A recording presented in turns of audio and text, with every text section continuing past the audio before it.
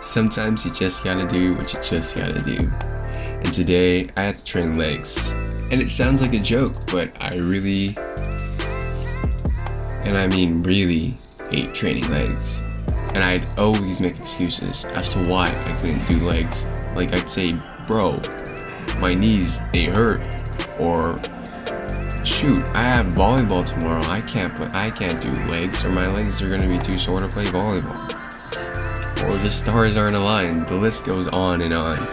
But I'm going to explain to you why you gotta do what you're bad at and to start thinking about these things in a different way.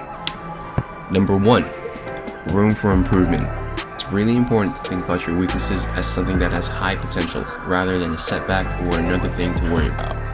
My legs are so weak and I never wanted to work them out because I knew that they were weak and I thought it wouldn't be fun to train them.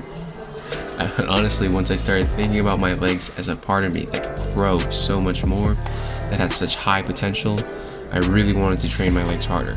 The ceiling for growth is so high that I know I can improve on them. Number 2, fixing separation between strengths and weaknesses. Another reason to improve on your weaknesses would be that if you leave it for too long, the gap between your strengths and weaknesses will become increasingly more separate. You might find it super unmotivating to train your weaknesses. For example, I love bench pressing and training chest in general, and I would neglect training legs. And honestly, the more this happened, the greater the difference in my upper and lower body.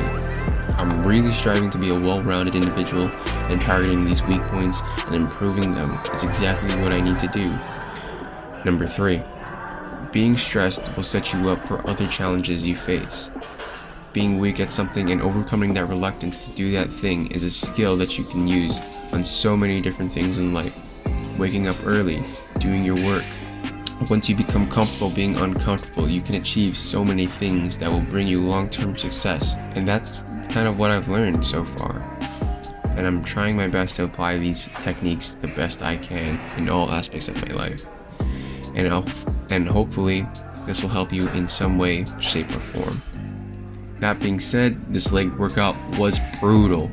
It had been one of, if not the toughest ones I've ever done, and I literally could not stand or walk properly after it. During the sets, I legitimately felt like throwing up from how intense it was, and I ended up very happy with the effort I put into the workout.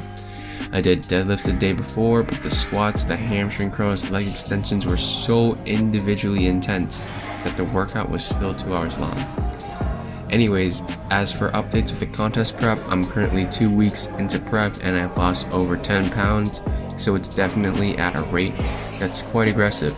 So I'll honestly be trying to slow it down a bit to try and maintain some muscle. Obviously, maybe 8 out of the 10 pounds that I lost was water, 2 pounds of fat, but I would still like to slow down the weight loss. My physique in terms of my legs is looking actually pretty decent, considering the fact that my legs aren't judged in men's physique bodybuilding. Overall, I'm very happy with how the prep is going, but I may have to introduce slightly more calories to slow down the weight loss. I'm honestly very excited to see how much my legs can improve over the next year, I guess. Anyways, that pretty much wraps up the video. If you're not already subscribed, make sure to subscribe. I'd really appreciate it. And I'll see y'all in the next video. Peace. Standing in a glass boat at the end of a black hole, cold, lost and upside down.